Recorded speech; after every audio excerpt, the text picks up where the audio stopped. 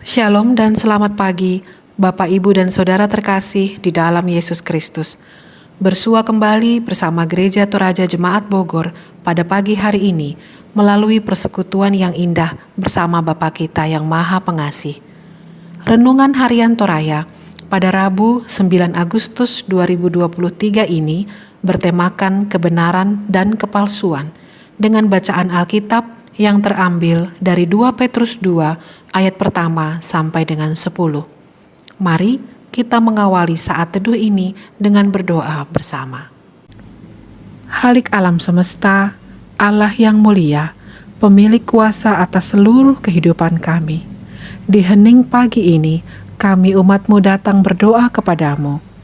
Kami memohon pengertian dan hikmat dari Tuhan yang membantu dan melayakkan kami untuk memahami akan pengajaran dan kehendak-Mu dan untuk melaksanakan apa yang menjadi perintah-Mu. Dari kami yang datang kepadamu pagi ini Bapa, mungkin sebagian besar kami datang dengan banyak pergumulan dan kerinduan. Kami sangat berharap bahwa seluruh isi hati dan sisi hidup kami boleh mendapatkan sentuhan dan jawaban di dalam firman Tuhan yang diperdengarkan bagi kami saat ini. Kuasai dan miliki momen ini Bapa untuk menggemakan amanat-Mu.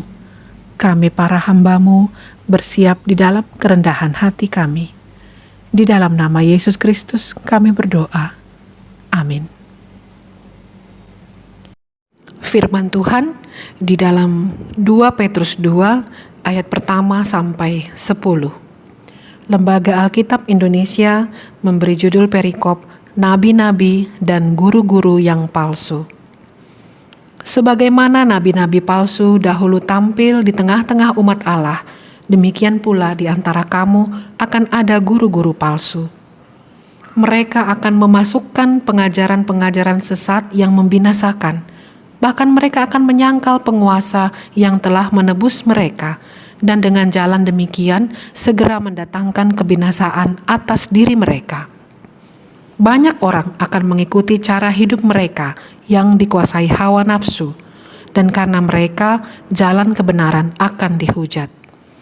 Dan karena serakahnya, guru-guru palsu itu akan berusaha mencari untung dari kamu dengan cerita-cerita isapan jempol mereka. Tetapi untuk perbuatan mereka itu, hukuman telah lama tersedia dan kebinasaan tidak akan tertunda. Sebab jikalau Allah tidak menyayangkan malaikat-malaikat yang berbuat dosa, tetapi melemparkan mereka ke dalam neraka, dan dengan demikian menyerahkannya ke dalam gua-gua yang gelap untuk menyimpan mereka sampai hari penghakiman. Dan jikalau Allah tidak menyayangkan dunia purba, tetapi hanya menyelamatkan Nuh, pemberita kebenaran itu, dengan 7 orang lain, ketika ia mendatangkan air bah atas dunia orang-orang yang fasik. Dan jikalau Allah membinasakan kota Sodom dan Gomora dengan api, dan dengan demikian memusnahkannya dan menjadikannya suatu peringatan untuk mereka yang hidup fasik di masa-masa kemudian. Tetapi ia menyelamatkan Lot, orang yang benar, yang terus-menerus menderita oleh cara hidup orang-orang yang tak mengenal hukum dan yang hanya mengikuti hawa nafsu mereka saja. Sebab orang benar ini tinggal di tengah-tengah mereka dan setiap hari melihat dan mendengar perbuatan-perbuatan mereka yang jahat itu, sehingga jiwanya yang benar itu tersiksa.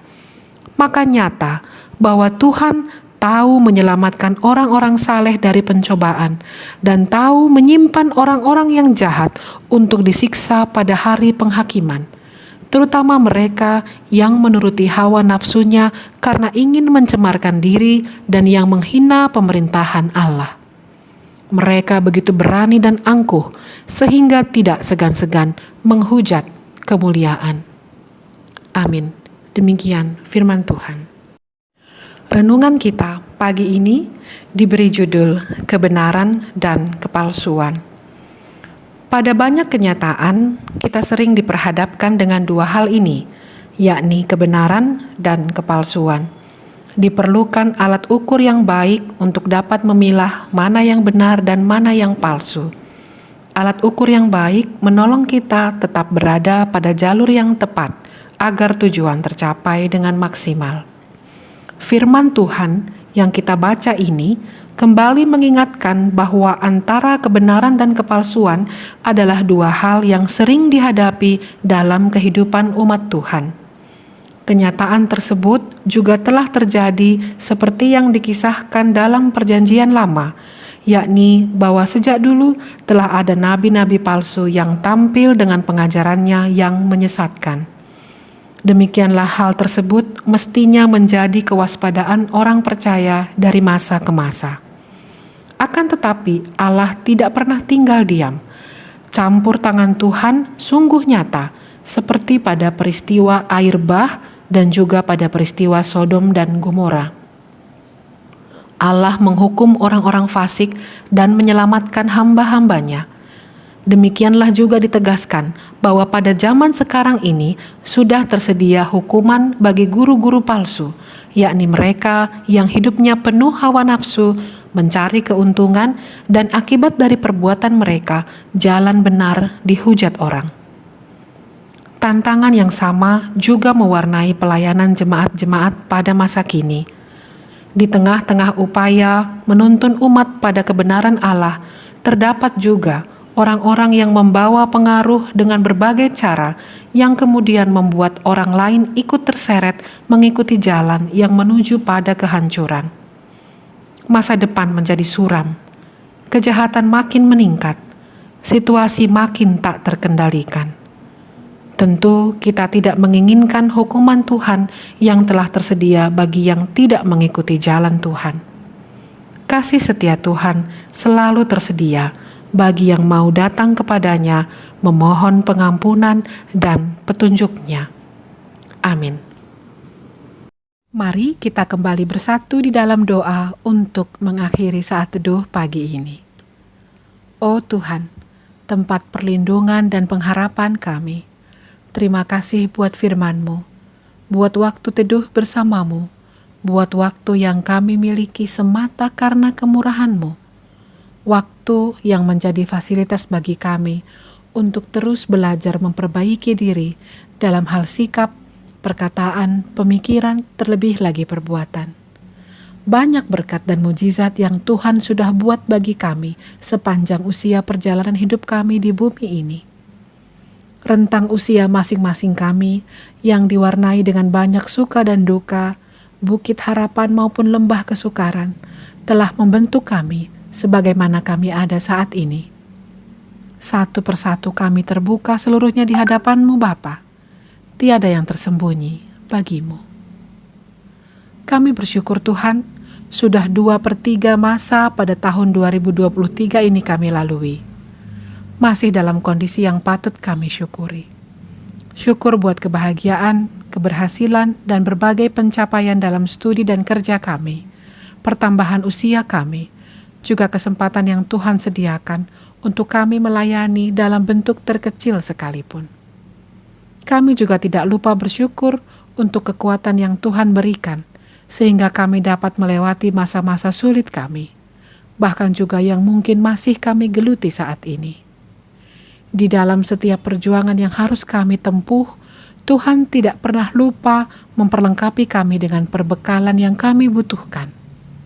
Oleh karena itu, terima kasih Bapa, terima kasih. Kami berdoa Tuhan untuk interaksi kami dengan sesama kami di semua keberadaan kami, di tempat bekerja, tempat menuntut ilmu, lingkungan domisili sehari-hari, dan juga di dalam lingkungan pelayanan kami.